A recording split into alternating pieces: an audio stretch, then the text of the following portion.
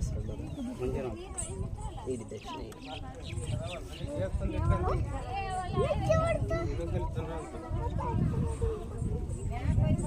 First ಇದೆ first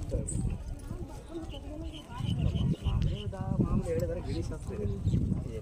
ಬಾ ಕೈದಿ. ಏನು ಹೆಸರು? ಮಂಜುನಾಥ್. ಮಂಜುನಾಥ್ ಅವ್ರದ್ದು ನೋಡಪ್ಪ ಮಂಜಣ್ಣ ಹೆಂಗೈತೆ ಹೆಂಗಿಲ್ಲ ಜೀವನ ಟೈಮ್ಗಳಿಗೆ ಅನ್ಕಂದ್ರೆ ಕೆಲಸ ಕಾರ್ಯ ಪ್ರಯತ್ನ ಕರೆಕ್ಟಾಗಿ ನೋಡಿ ತೆಗಿ. ಮನೆ ದೇವ್ರು ಯಾವ್ದು? ತಿರುಪತಿ. ತಿರುಪತಿ ಎಂಟೇವ್ರ ಜಾನಲಮ್ಮ.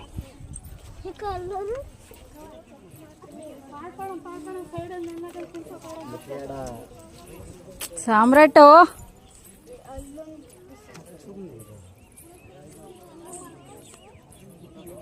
ತೆಗಿ.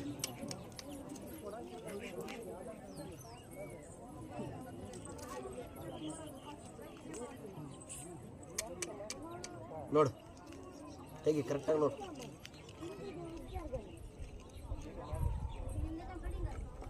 ಇದೇನಾ?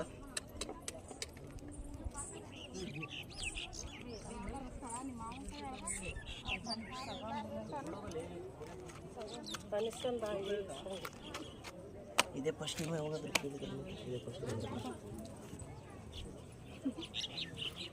ಮನೆ ದೇವ್ರದ್ದು ಆಶೀರ್ವಾದ ಅನುಗ್ರಹ ಚೆನ್ನಾಗಿ ತಂದರೆ ದೇವ್ರದ್ದೇನು ತೊಂದರೆ ಇಲ್ಲ.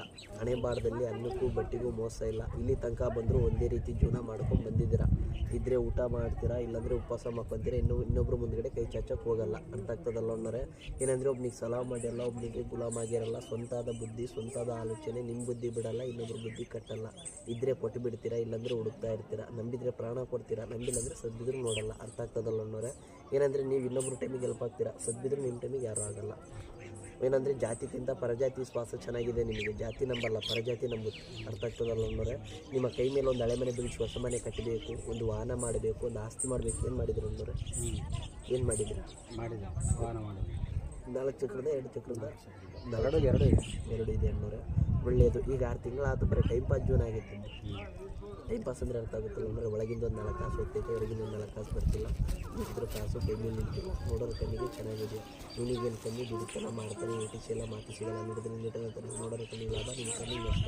ಏನಂದರೆ ದೇವ್ರದ್ದು ಆಶೀರ್ವಾದ ಇದೆ. ಒಂದು 3 ಶನಿವಾರ ಆಂಜನೇಯ ಗುಡಿಗೆ ತುಪ್ಪದ ದೀಪ ಹಚ್ಚಿ ಒಳ್ಳೆಯದಾಗುತ್ತೆ.